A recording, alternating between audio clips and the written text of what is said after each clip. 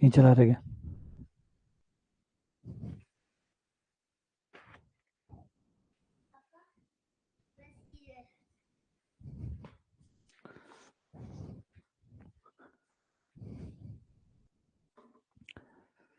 सभी को good afternoon. सभी को गुड आफ्टरनून। सीताराम सीताराम।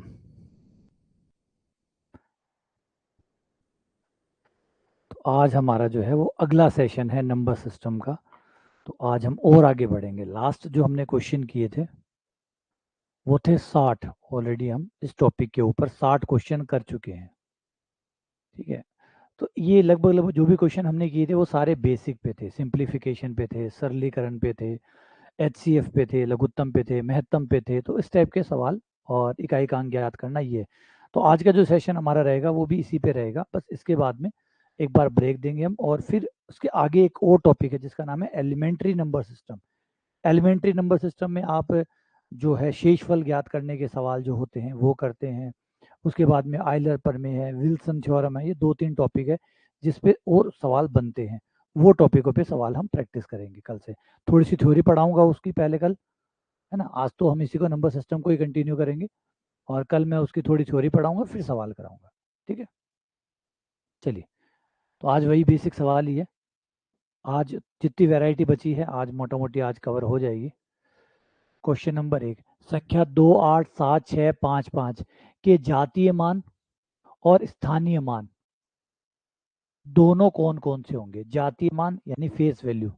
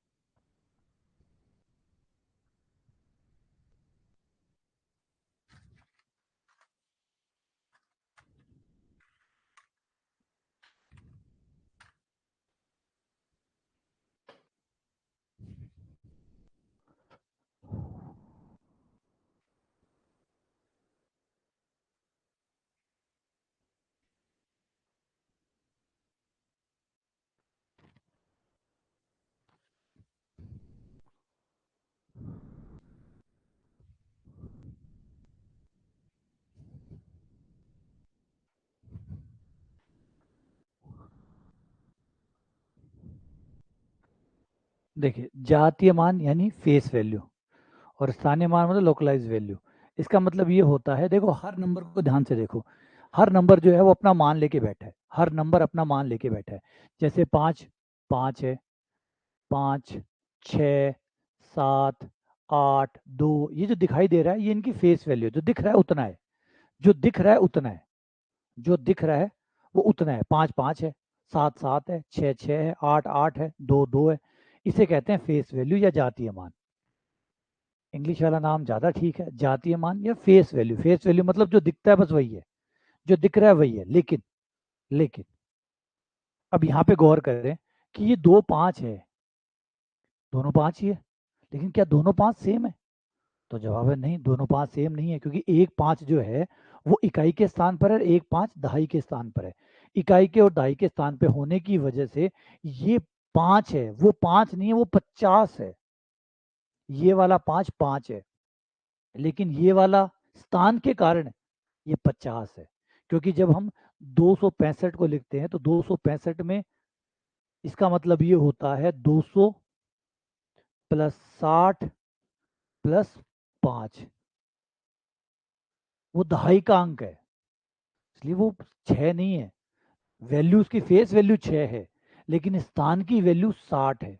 उसके स्थान की वैल्यू जो है वो 50 है। जैसे ये 5 है, इसकी वैल्यू 5 है, ये है 50, ये है 600।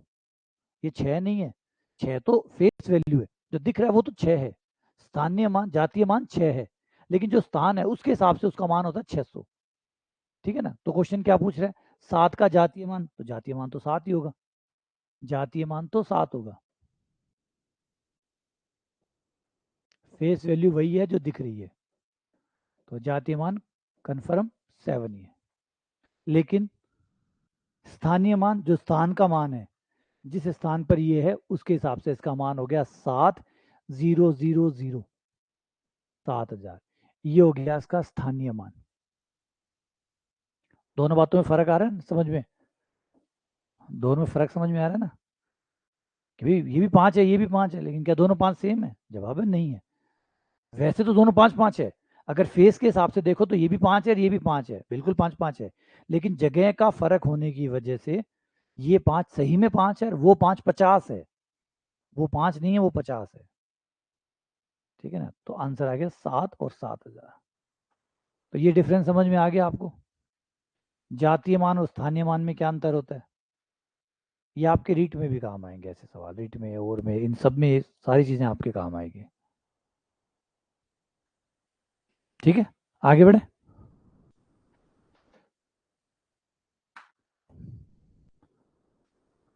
निम्नलिखित में से अभाज्य संख्या कौन सी है, निम्न में से अभाज्य संख्या कौन सी है, निम्नलिखित में से अभाज्य संख्या कौन सी है।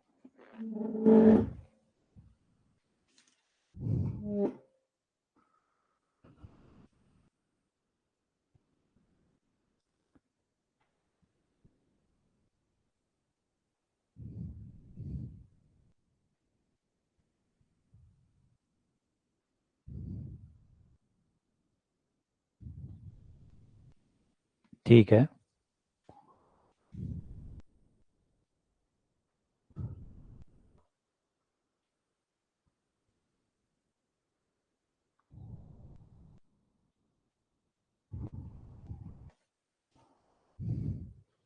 देखो पहले 1 पे आ जाते हैं। तो 1 जो है ना भाज्य न अभाज्य, ना तो ये भाज्य है ना ही ये अभाज्य, 1 दोनों में ही नहीं आता।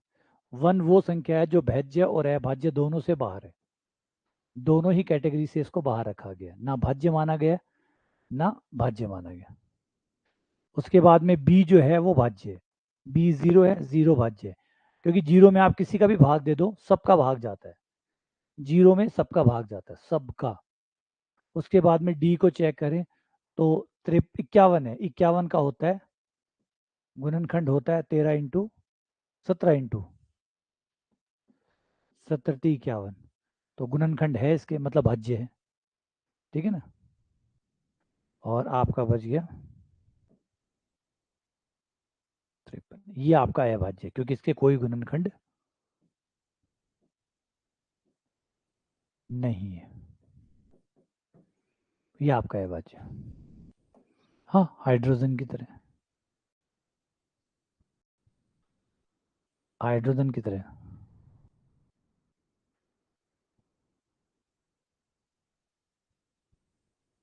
ये हमारा इसका लगभग रहता है नवंबर या दिसंबर, संभावता लग रहा है कि नवंबर या दिसंबर।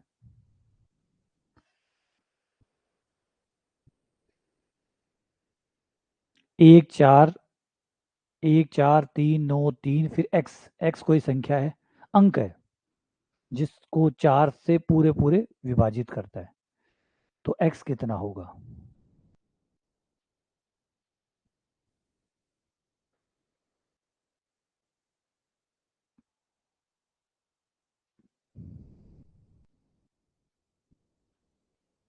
तो ये आपका क्वेश्चन नंबर, वैसे नंबरिंग गड़बड़ चल रही है, 60 हो गया, 63वां चल रहा है ये क्वेश्चन नंबर है 63। तो देखो ठीक है कर लिया।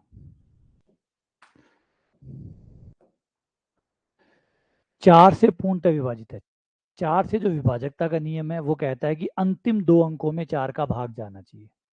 अगर 4 किसी नंबर को काटता है तो तभी काट सकता है जब अंतिम के 2 अंक 4 से कटते हो, अंतिम 2 अंक, यानी 3x जो है वो 4 से कटना चाहिए, और 3x अब 4 के पहाड़े में जिसका दहाइकांक 3 हो, ऐसा नंबर 32 और 36 होते हैं। ऐसे अंक सिर्फ दो ही होते हैं, 32 और 36। एक तो 32 4 पे कटेगा और एक 36 4 पे कटेगा।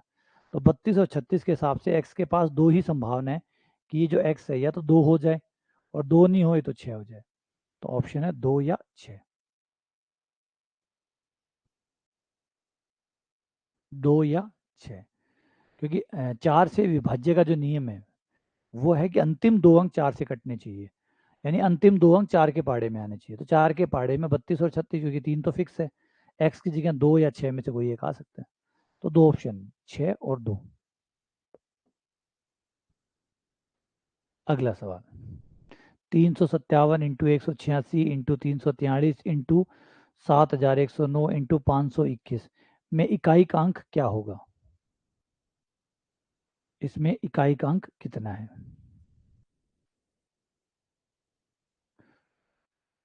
कई लोग नियमित नहीं आ रहे हैं, प्लीज नियमित आए, लगातार आए। ठीक है, गीता नियमित आओ, डीसी पाठक नियमित आओ, रौनक नियमित आओ, अशोक नियमित आओ।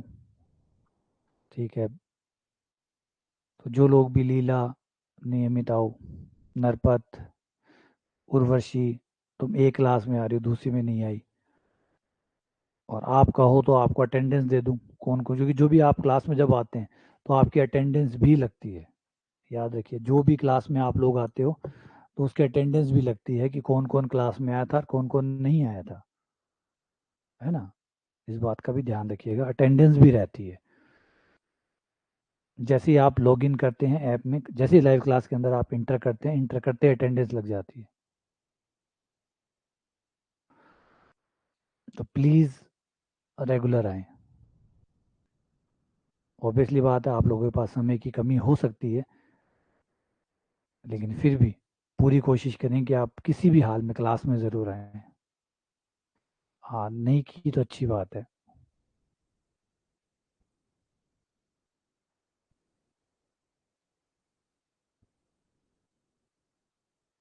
हाँ, तो बढ़िया है, फ़र्क नज़र आएगा आप लोगों को। जो लोग रेगुलर आ रहे हैं ना, वो आप 1 महीने 2 महीने बाद में अपने आप में फ़र्क देखना, और 1-2 महीने क्यों, अभी भी अगर 4-5 दिन क्लास चली है उसमें ही आपको फ़र्क तो नज़र आ ही रहा होगा कि जो लोग आउट ऑफ क्लास है, जो लोग क्लास में है, दोनों में क्या फ़र्क है। देखो, कुछ मजबूरियाँ, इक्की दुक्की मजबूरियाँ हैं, वो एक अलग बात है। अब सुबह, इतनी सुबह कोई क्लास नहीं है आप लोगों की, रात को भी कोई ऐसी क्लास नहीं, शाम को 6 बजे कौन सी क्लास होती है आपकी, दोपहर में कौन सी होती है। तो कोशिश करें डेली आए। आ जाओ, हमें इकाई का अंक निकालना है। जब इकाई का अंक निकालना है तो हम इतने बड़े बड़े नंबरों को क्यों लेके घूम रहे हैं। 35 हटाओ, 18 हटाओ, 43 हटाओ, 710 हटाओ, 52 हटाओ। ठीक है, हमारे पास नंबर बचेंगे 7। इकाई का अंक इकाई के अंकों से ही बनता है, इकाई का अंक इकाई के अंकों से ही बनता है। ये हो गया। अब इनका कर लो। 7 42, 42 का 2 लिख लो खाली। 9 27, 27 का 7, एक का लिखने का क्या फायदा। 7 दूनी 14, 14 का 4।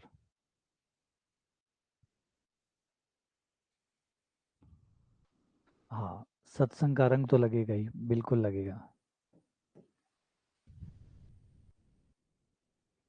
गणितीय सत्संग चल रहा है ना, गणितीय सत्संग चल रहा है।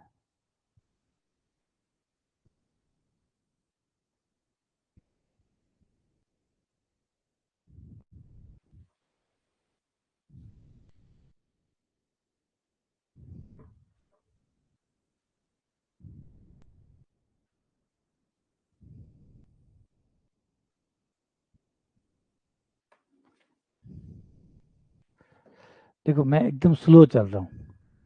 अगर हम एक एक टॉपिक लेके चलेंगे ना तो फिर वही, अब मैं चाहूँ 3 क्लासेस, आप कहोगे 3 क्लासेस की जगह 2 कर दो, 2 की चलो। देखो, 10th वाले टॉपिक तो जितनी जल्दी पूरे हो जाएंगे, ये क्लासेस अपने आप ही खत्म हो गया, आपकी 2 क्लासेस बचेगी, सुबह और शाम। ठीक है ना, जैसे ही आपके ये 10th वाले टॉपिक कंप्लीट हो जाएंगे, जो भी टेंथ के टॉपिक है वो पूरे हो जाएंगे, तो फिर उसके बाद आपकी 2 क्लासेस बचेगी। लेकिन अगर मैं, मेरी कहानी को समझो, पहले प्रॉब्लम जो है उसको समझो। अगर मैं एक लाइव क्लास करूँ या 2 लाइव क्लास कर दूँ, मान लीजिए कम कर दूं लाइव क्लास को, तो फिर क्या होगा, प्रैक्टिस पूरी मांगती है। अब फिर क्या होगा, फिर आप एक टॉपिक पे 20 क्वेश्चन कराएंगे और आप टॉपिक बदल देंगे, ठीक है चलो हो गई प्रैक्टिस, चलो अगला टॉपिक खोलते हैं। तो बताओ 20-20 क्वेश्चन या 10-10 क्वेश्चनों से टॉपिक पूरा हो जाता है क्या? ऐसे ही हो रहा है। बाकी यकीन नहीं है, बाकी आप, ये तो हमारे पागलपन है जो हम ऐसे करते हैं। बाकी आप किसी भी कोचिंग में जाके संभालो, वो थ्योरी के साथ ही 10-15 सवाल करवा देते हैं और वो हो जाती है। उसके बाद वो प्रैक्टिस शीट देते हैं, सॉल्व कराओ। कोई क्लासेस क्लासेस कुछ नहीं है, सीधी थ्योरी, थ्योरी विद प्रैक्टिस, उसी के अंदर ही वो 10-15 सवाल बीच में ही समझा देते हैं। अच्छा ये देखो, ये विभाजकता का नियम, ये 4 की विभाजकता का नियम, उसके साथ एक सवाल चिपका दिया। एक थ्योरी की एक लाइन पढ़ाई, उसके साथ एक सवाल चिपका दिया, और इतने में उनका दिल हो गया। अब ये प्रैक्टिस शीट लो, इसको निकाल लेना, और दिक्कत आए तो ये आंसर शीट है, इसमें से देख लेना। ये लो हो गया टॉपिक। अब अगले दिन नया टॉपिक स्टार्ट करेंगे, ठीक है ना। तो हम जिस तरीके से चल रहे हैं ना, ये सर्वश्रेष्ठ तरीका है, ये आप भी जानते हैं, ठीक है ना। आप लोग अच्छे से जानते हैं इस बात को, और इसी वजह से आप में से काफ़ी स्टूडेंट ऐसे हैं जो अदर कोचिंगों से आए हुए हैं, बाहर वाली जो दूसरी कोचिंग है वहाँ से आए हुए हैं, वो लोग को देख के आए हुए हैं कि क्या हो रहा है वहाँ पे। तो ये है, और मैं प्रैक्टिस कम नहीं करना चाहता किसी भी हाल में। और प्रैक्टिस कम नहीं हो तो कोर्स भी टाइम पे होना चाहिए, कोर्स भी टाइम पे हो, प्रैक्टिस भी ज़्यादा हो, उससे ज़रूरी है कि ज़्यादा क्लासेस लगे। ज़्यादा क्लासेस लगेंगी तो मुझे कम प्रैक्टिस नहीं करवानी पड़ेगी। अब देखो हम इसी को ले लो, इसी टॉपिक को ले लो, नंबर सिस्टम को। लोग नंबर सिस्टम पर 10 सवाल नहीं कराते, हम 70 तक तो हो चुके हैं, 70 तक तो पहुंच चुके हैं, और शायद अभी और चलेंगे आगे। तो 100 तो इसमें, 100 तो मैं प्रैक्टिस करवा दूंगा। उसके बाद प्रैक्टिस शीट वाले वीडियो में जो है वो वाले क्वेश्चन, तो एक क्वेश्चन पे तुम बहुत सारे क्वेश्चन टेस्ट मिला लो, टेस्ट मिला लो। अगर 5 या 6 या 10 टेस्ट इसके ऊपर देते हैं, 150 क्वेश्चन टेस्ट में हो जाएंगे आपके नंबर सिस्टम पे। 150 टेस्ट के हो गए, 100 प्रैक्टिस से हो जाएंगे, कितने हो गए 250। प्रैक्टिस शीट में मिला लो, 100-200 तो प्रैक्टिस शीट में भी पक्के होंगे, तो 450, है ना। उसके बाद में जो थ्योरी लेक्चर करवाए हुए हैं 50 तो उसमें भी करवाए होंगे 500। नंबर सिस्टम पे 500 सवाल करा दूंगा आपको। यहाँ 500 में कोर्स पूरा कर देते हैं लोग।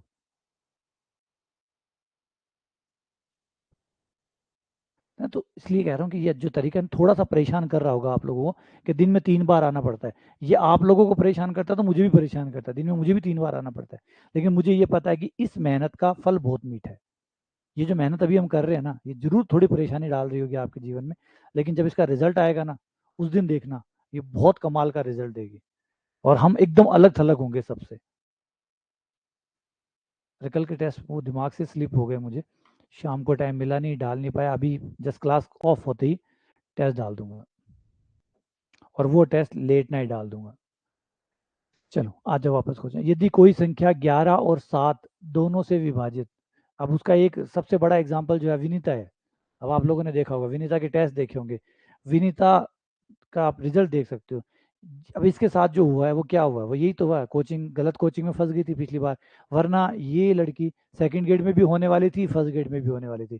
इसको कौन रोकने वाला था? अगर इसको प्रॉपर गाइडेंस मिल जाता, पढ़ने में ये इंटेलिजेंट है, और अगर नहीं है तो आप इसके टेस्ट के रिजल्ट देख लो। अभी तक अपने जो टेस्ट के रिजल्ट आए हैं वो उठा के देख लो विनीता के, आपको साफ शो हो रहा है कि ये लड़की बहुत इंटेलिजेंट है, पढ़ने में बहुत होशियार है। तो फिर ये पिछली बार क्यों रहेगी? अब लोग तो उसको दोष देंगे ना कि तुमने पढ़ाई नहीं की होगी, तुमने पढ़ाई नहीं की होगी, जबकि आप जानते हो कि ये वो नहीं थी, गलत कोचिंग में फंस गई। अब गलत कोचिंग में फंस गई तो मिस गाइड हो गई, मिस गाइड हो गई तो वो भर्ती हाथ से निकल गई। तो ऐसे भी हो रहा है। तो 11 और 7, 11 से विभाजित हो और 7 से विभाजित हो। अगर कोई नंबर 11 और 7 दोनों से कट रहा है, 11 और 7 दोनों से कट रहा है, तो मतलब वो 77 से भी कट रहा है। फिर 11 और 7 दोनों से कट रहा है, क्योंकि हमारा एक नियम कहता है, अगर कोई नंबर ए से कटता है, कोई नंबर बी से कटता है, ए और बी दोनों का उसमें भाग जाता है, तो फिर इन दोनों के लघुत्तम का भाग भी उसमें जाएगा, इन दोनों के लघुत्तम का भाग भी उस नंबर में जाएगा, ठीक है ना। अगर ए का भाग उस नंबर में जाता है, बी का नाम अगर उस नंबर में जाता है, तो ए और बी के लघुत्तम का भाग भी उस नंबर में जाएगा, ठीक है ना। तो ये हो गया सर।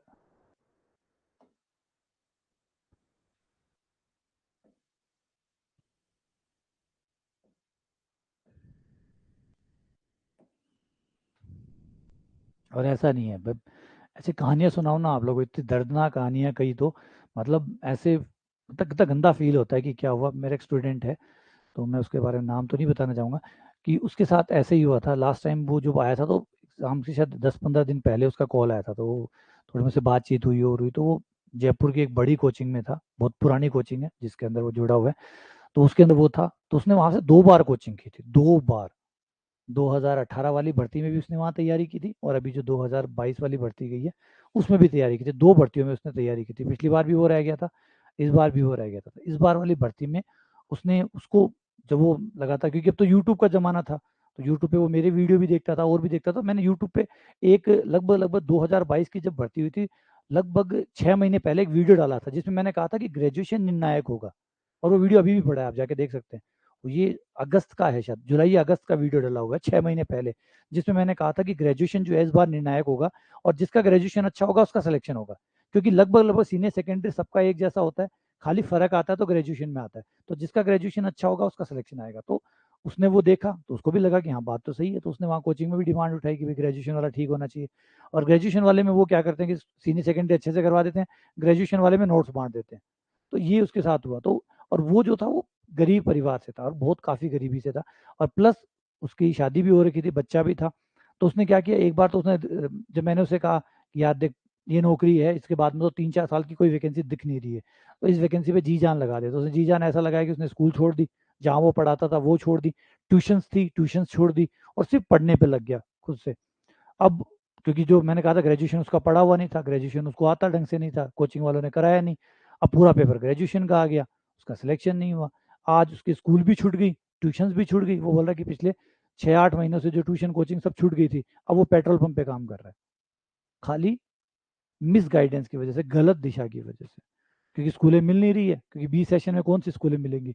अब वापस जुलाई सत्र शुरू हुआ है, अब शायद उसको स्कूल मिली हो ना मिली हो पता नहीं है, लेकिन घर तो चलाना ही पड़ता है ना। तो ऐसी ऐसी चीज़ें भी लोगों के साथ हुई है।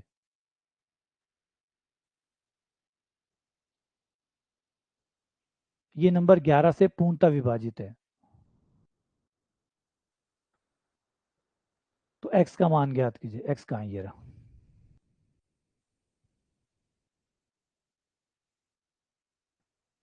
और ये एक दो नहीं है, ऐसी ढेर सारी कहानियां मैं आपको सुना दूं जिसके साथ ऐसे ऐसी चीज़ें हुई है पिछली बार।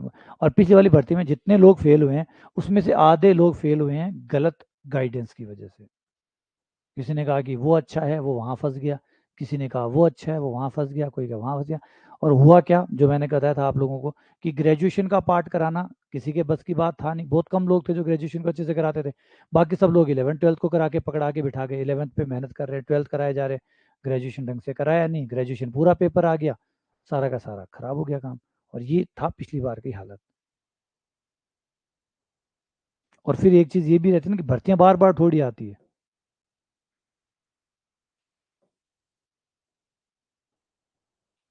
देखो, इनको अगर जोड़ोगे तो 7 + x, और सम स्थानों पे जो अंक है वो जोड़ो।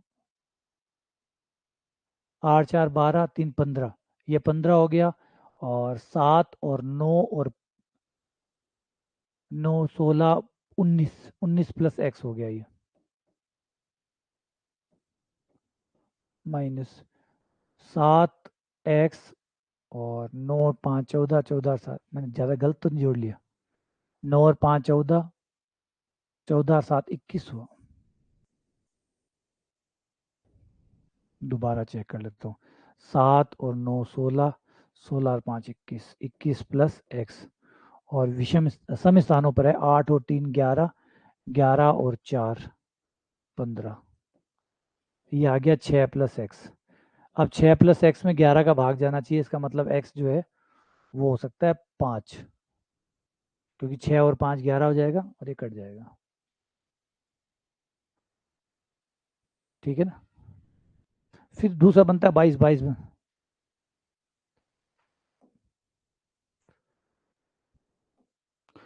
और देखो, मिस गाइड होना चलो ठीक है, अगर आप 12th में मिस गाइड हो जाते हो, आप 10th में मिस गाइड हो जाते हो, नंबर कम ज़्यादा बन जाएंगे, इतना ही तो होता है ना। अगर आप किसी 10th क्लास में या 12th क्लास में मिस गाइड हो गए, तो आपके 90 बनने वाले थे, 80 बन गए, 80 में 70 बन गए।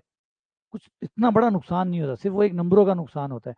यहाँ पे एक भर्ती निकली, और हम अब पता है किस एज में हो आप लोग उस एज में हो जहाँ पर अब आपको जल्द से जल्द जिम्मेदारियां संभालनी है, जल्दी से जल्दी जिम्मेदारियां संभालनी है। आपके माँ बाप बूढ़े हो रहे हैं, परिवार ने या तो आपकी शादी कर दी होगी या करने वाले होंगे, तो आप जिस किनारे पे खड़े हो, अब वो वाली जगह नहीं है जहाँ पे गलती करने की जगह है। एक गलती करी, 4 साल कौन बर्दाश्त करेगा आपको। ये भर्ती मान लो गई 2022 की, और आप भी जानते हैं 2023 हो चाहे 2024 हो, यहाँ तक कोई भर्ती दिख ही नहीं रही है। अब भर्ती जाएगी कम से कम 2025, और ज्वाइनिंग में आ जाएगा 2026। ज्वाइनिंग में आ जाएगा 2026, यानी 4 साल। अब 4 साल कौन संभालेगा आपको, कौन सपोर्ट करेगा, कौन फाइनेंशियली सपोर्ट करेगा, कौन मेंटली सपोर्ट करेगा। तो हजारों चीजें बदल जाती है आपकी भर्ती के अंदर।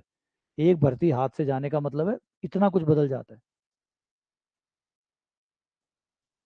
तो ये 12th फेल वाली भर्ती नहीं है कि 12th में हो गए, कम नंबर बन गए, कोई बात नहीं। कम नंबर बन गए, आगे तो बढ़ गया, अक्कल ले लेगा, आगे ठीक कर लेगा। यहाँ ठीक करने की जगह नहीं होती है। और ठीक करने की जगह भी होती है तो 4 साल बाद होती है। और फिर कंपटीशन बदल जाता है। 4 साल बाद में सिलेबस चेंज हो जाएगा, पता नहीं क्या बन के आएगा, कितने लोग बैठेंगे, परीक्षा कराएंगे नहीं कराएंगे। तो आप किसी भी भर्ती पे रिस्क नहीं ले सकते।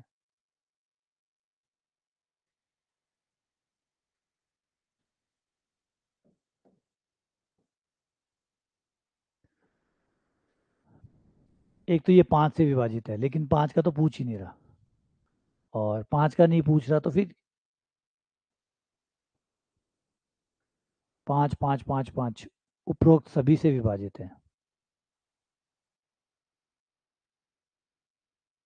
हाँ, तभी तो मैं आप लोगों को कहता हूँ सीरियस रहो। ये भर्तियां नॉर्मल आपके कोई 10th के या 12th के या बीएससी के एग्जाम नहीं है, ये कंपटीशन है।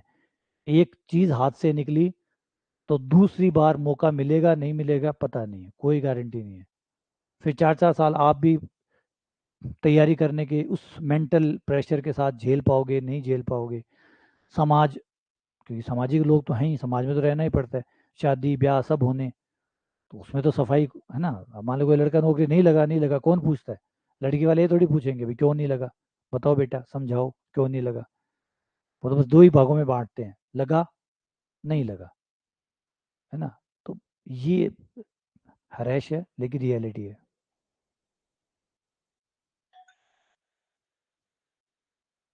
तो 7 11 और 13 से तीनों से विभाजित होगा, है ना।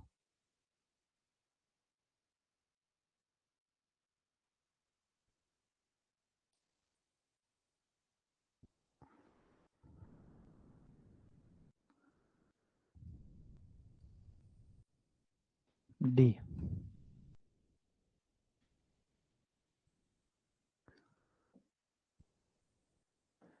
अब ये क्वेश्चन तो आपने कर लिए होंगे ना, ये तो नॉर्मली अब आने लग गए होंगे आपको।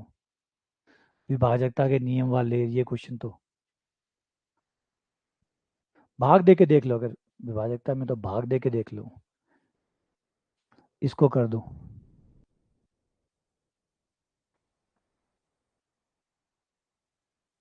हाँ, तभी ये आज का सेशन जो है ना, ये इस बेसिक क्वेश्चनों का आज लास्ट सेशन है।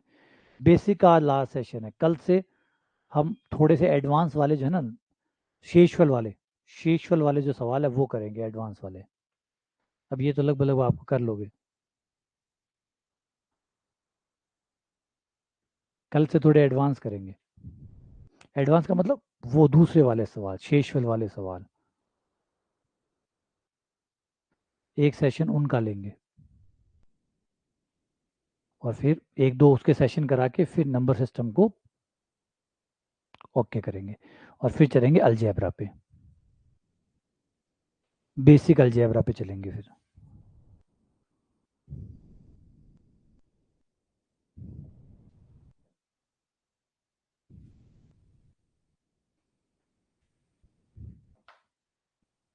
देखो, हटाओ 4, 73, 52, 82, 6 दूनी 12, 12 का 2, 4 दूनी 8, 8 एकम 8, 8 या 24, 24 का 4। गुणा करते जाओ, इकाई का अंक रखते जाओ।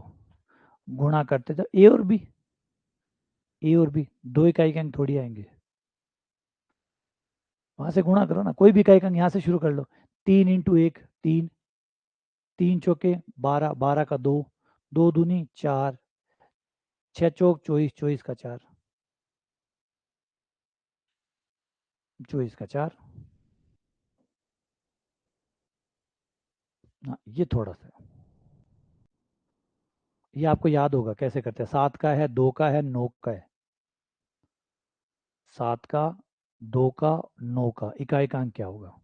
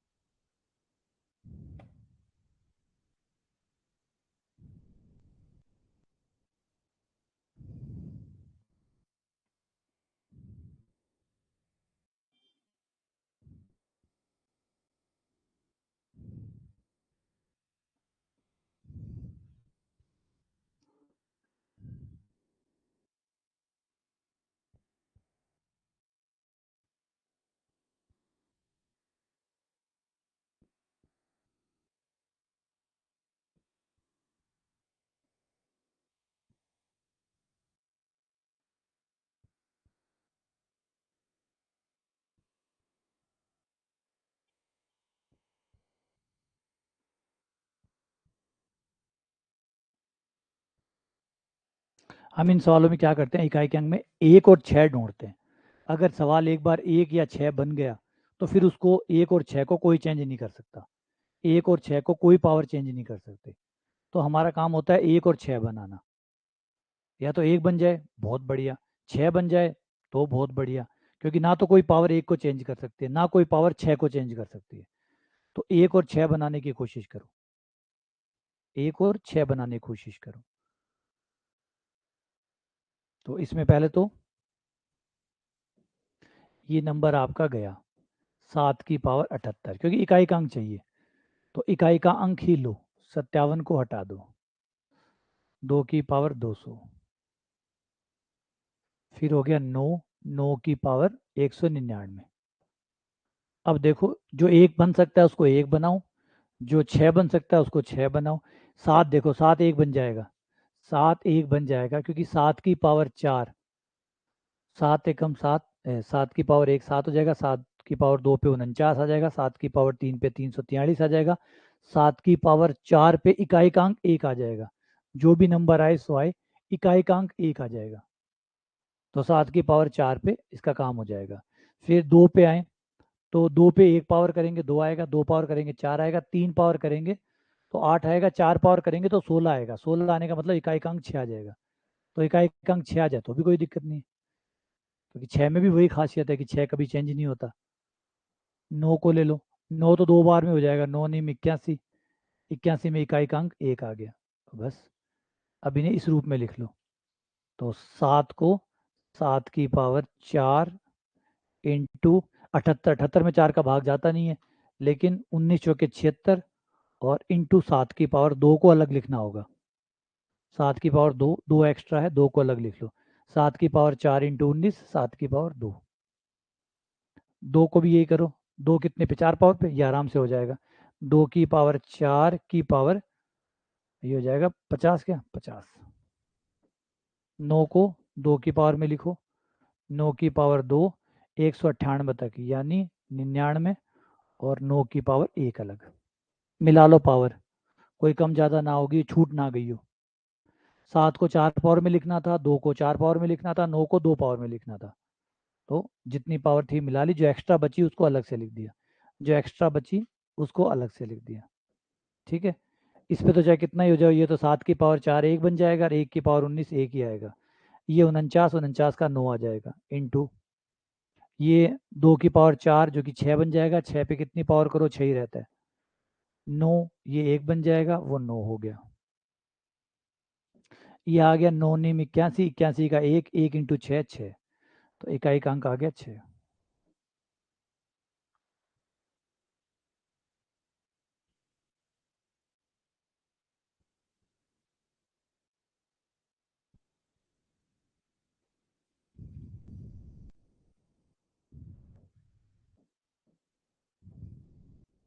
और एक चीज़ और बताऊं आपको, अभी एक यहाँ पे सरप्राइज हो गया, आप लोगों में से कई लोग ऐसे हैं जो पिछली बार तैयारी करके आए हैं। आप में से काफ़ी लोग हैं जो तैयारी करके आए हैं। किसी को याद है आपने नंबर सिस्टम को इस तरीके से पढ़ा था? आप में से किसी को याद है कि आपने नंबर सिस्टम को ऐसे पढ़ा था? आपने नंबर सिस्टम को पढ़ा था, आपको ये बताया गया था ये तो 10th के सवाल है, ये तो आप ही निकाल लोगे, ये तो ऐसे ही कर लोगे, पेपर में ऐसे ही सवाल आएंगे, आप बैठे बैठे ही कर लोगे। मतलब 10th वाले सवाल आपको पढ़ने नहीं है, क्योंकि 10th वाले सवाल तो आपको आते ही हैं। ग्रेजुएशन वाले आपको सीधे सीधे फॉर्मूले पढ़ के जाने, सवाल वैसे के वैसे आ जाएंगे। ग्रेजुएशन वाली जो हम शीट देंगे उसके सवाल ऐसे ऐसे याद करके चले जाना, पेपर में वैसे आ जाएंगे। बस खाली 11th 12th का आपको पढ़ना है। यार यही चीज़ होती थी। आज जो सवाल 10th के कर रहे हैं, देख रहे हैं कितना अच्छा लेवल आता है 10th के सवालों का, कितना शानदार लेवल 10th का आता है। 10th का लेवल समझ रहे हैं आप कि 10th का लेवल कैसा आता है? इस 10th के लेवल को हवा में फरा देते, हवा में उड़ा देते थे कि 10th 10th तो कुछ नहीं है यार, 10th का तो ऐसे ही निकाल लोगे आप। ठीक है ना, ये कमी है। और इस बार यही कमी का फायदा उठाया, 10th के सवाल डाले 11, 10th के 11 सवाल डाले। और ये 11 सवाल जो थे वो सीनियर सेकेंडरी से भी ज़्यादा टफ थे। ये 11 सवाल इतने अच्छे डाले, क्योंकि 10th की प्रैक्टिस कोई करता नहीं है। 10th के सवालों को ये मानते हैं 10th के हैं तो कोई कर लेगा।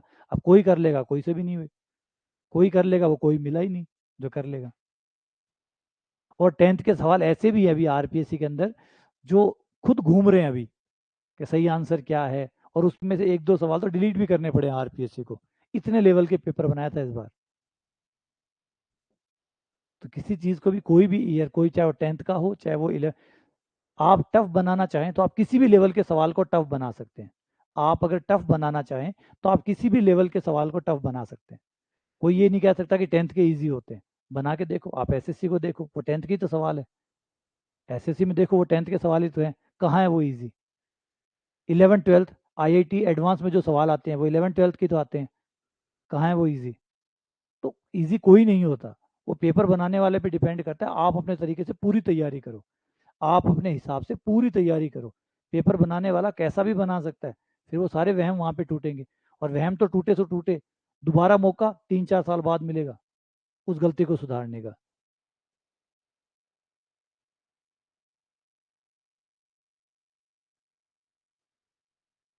तो वही समझा रहा हूँ, ये फर्क आपको ध्यान रखना पड़ेगा कि प्रैक्टिस बहुत ज़्यादा ज़रूरी है। सब आते हैं, प्रैक्टिस करो प्रैक्टिस करो, और बच्चा अकेला कैसे प्रैक्टिस कर सकता है?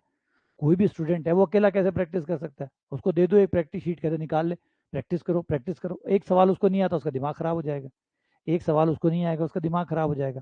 प्रैक्टिस बुला के करवाओ, समझाओ। वो सवाल निकाल रहा है, फिर उसको नहीं आता है, फिर समझाओ। वो नहीं करना, बस वो शीट दे दो, सर प्रैक्टिस करो प्रैक्टिस करो प्रैक्टिस। अच्छा, उसे ये नहीं पता होता, कई बार तो उसको ये पता ही नहीं होता कैसे सवाल निकालने। उसको ये भी नहीं पता होता सवाल कैसे निकालने, कौन से सवाल निकालने, किस टाइप के सवाल करने चाहिए। सब कुछ भी नहीं पता होता। इतना सब कुछ पता होता तो फिर वो खुद से सिलेक्शन ही ले लेता। अच्छा, इस क्वेश्चन को देखो, ये क्वेश्चन वैसे बड़ा फेमस क्वेश्चन है, काफ़ी बार पहले भी पेपरों में आया हुआ है कि फैक्टोरियल 1 फैक्टोरियल 2, इसमें ये बताना है कि इकाई का अंक कितना आएगा। तो ये तो नॉर्मली आप लोगों ने पहले कभी देखा भी हुआ होगा। Factorial 1 factorial 2 factorial 3 factorial 4।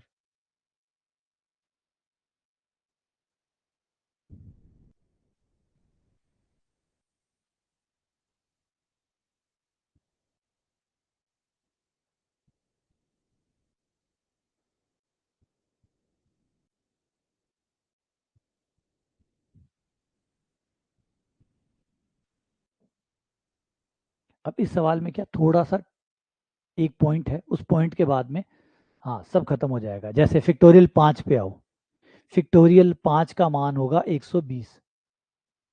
120 होने का मतलब है इकाई का अंक हो गया 0। फिर आगे चलेंगे फैक्टोरियल 6, फैक्टोरियल 6 होता है 720, इकाई का अंक है 0।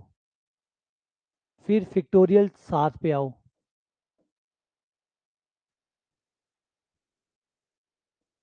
5040, इकाई का अंक हुआ 0। अब इसके बाद में जो भी नंबर आएंगे इन सबके इकाई के अंक 0 होंगे, सबके। और 0 0 0 जुड़कर 0 ही आना है, कुछ बनना तो है नहीं। अब बच गया खाली ये डिसाइड करेंगे कि इकाई का अंक क्या होगा। ये 4 लोग, ये 1 है, ये 2 है, ये 6 है, और ये 24 है। तो इकाई का अंक कितना हुआ? 1 और 2 3, 3 और 6 9, 9 और 4 13। 13 का 3, ये आपका आंसर हो गया। समझ गए, बात समझ रहे हो? फैक्टोरियल 5 आया 120, फैक्टोरियल 6, अब देखो एक बार फैक्टोरियल 5 में इकाई अंक 0 आ गया तो फैक्टोरियल 6 क्या होता है? फैक्टोरियल 6 होता है फैक्टोरियल 5 गुना 6, तो इकाई अंक तो 0 ही रहना है। फिर वो लगातार 0 0 0 इकाई अंक सबके साथ 0 रहेगा, तो सबका इसके बाद में फैक्टोरियल 5 के बाद जो भी आएगा उसका इकाई अंक 0 है, और जो 0 0 0 जुड़ के सब 0 ही आने। फिर बचना है खाली इतने से सवाल का, इतने से सवाल का बचना है, इसका निकाल लो, इसका आ रहा है 3, तो आपका 3 हो गया। समझ में आ गई? ये समझ में आ गया? समझ में आई?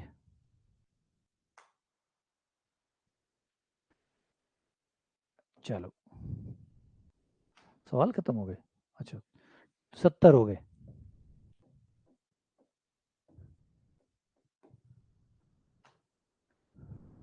इसी के साथ हमारे आज 70 सवाल हो गए, टोटल 70 हो चुके हैं अभी तक।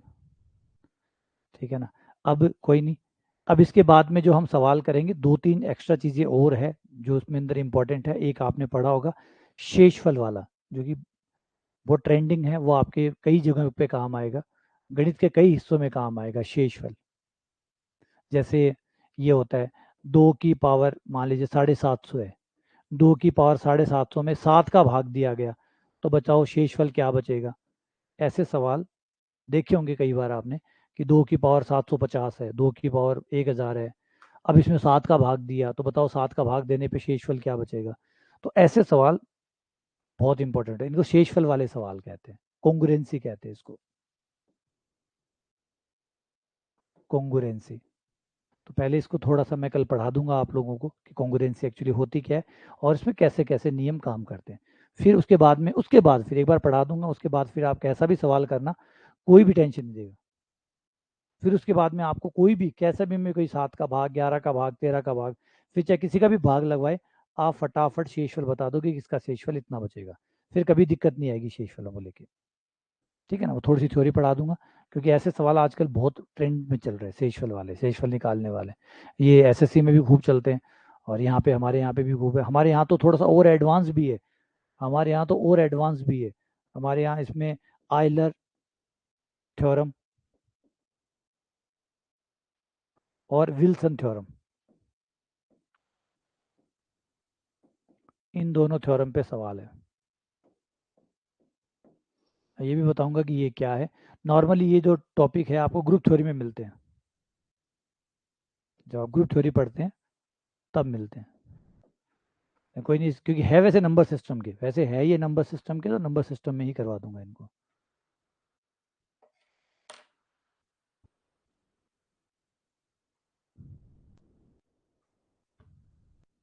हाँ, राजस्थान में तो देखो वैकेंसी में टाइम है, निश्चित तौर पे टाइम है, अगर सब कुछ सही सही होता है, सब कुछ अगर ठीक से चलता है, राजस्थान की स्थिति बता रहा हूँ, अगर सब कुछ सही चलता है तो शायद अभी इस साल के अंदर तो ये हो सकता है कि एक नोटिफिकेशन आ जाए, सिर्फ एक नोटिफिकेशन आ जाए, क्योंकि कॉलेज लेक्चरर वाले बेचारे खुल लेके बैठे हैं।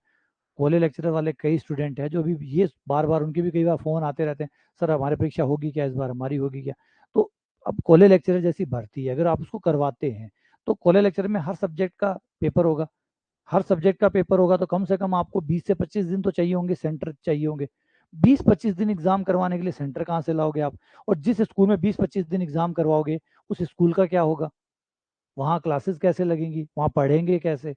तो ये एक बड़ा इशू है। तो शायद लगता है कि भैया वहाँ ना तो हाँ ना कर रहे हैं, ना कुछ और कर रहे हैं, तो अक्टूबर में तो अगर बाई चांस करवाए तो आरएएस के एग्जाम शायद करवा दें वो प्री वाले, तो इनकी जगह है नहीं कॉलेज लेक्चर वाले, तो कॉलेज लेक्चर वाली वैकेंसी चली जाएगी नेक्स्ट ईयर।